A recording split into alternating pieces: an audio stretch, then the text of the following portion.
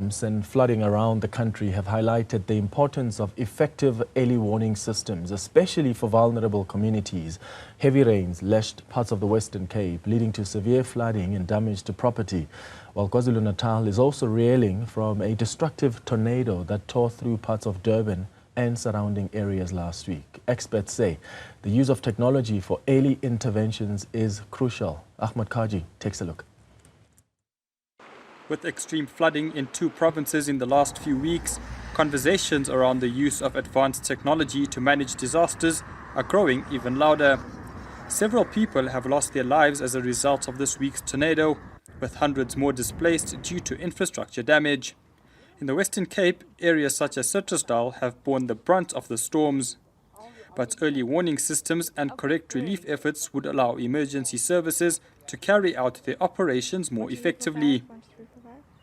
Artificial intelligence thought leader and CEO of tech company Rafta, Radine, says AI's use of multiple data streams can allow emergency teams to see exactly where to focus their rescue efforts. Take the incident that has just recently happened in Durban, where we're able to tell you remotely, effectively in real time, where are the floodings, for example, how to respond, how to map and plan your logistics, what is the state of that particular, infrastructure or road, for example, if it's badly damaged. By applying AI and gathering data from multiple sources, whether it be a drone, whether it be satellite, to provide you, holistically in one place to say, how do you respond effectively, what's really going on, what's the state of the infrastructure, and therefore, have a correct response to it. Last month, SA Flying Labs partnered with Gauteng Emergency Services and UNICEF South Africa to empower youth in vulnerable areas to be drone pilots to assist in early warning systems. UNICEF South Africa says these systems are being adopted on a regional level as well.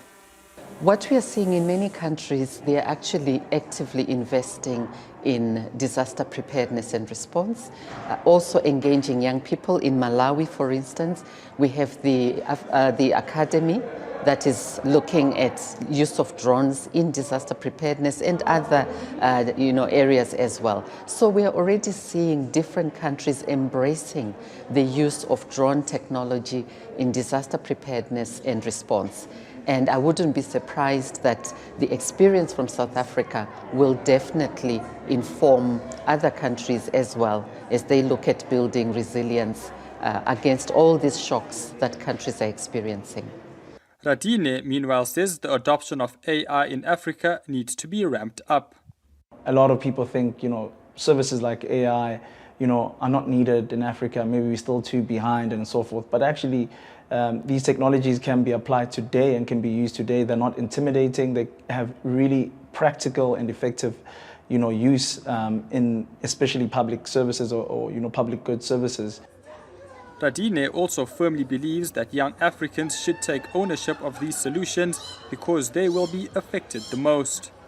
I think because of our youthful nature and my youthful nature, one has more courage, one has more willingness to take risk, and fundamentally because of that, we are able to, take on some of these challenges and take on these problems, because these are the problems that we're going to have to inherit, by the way, as the youth, right, when the old have gone, right? And so what better way as a young person to put up my hand and stand up and say, I want to solve some of these, social problems using technology.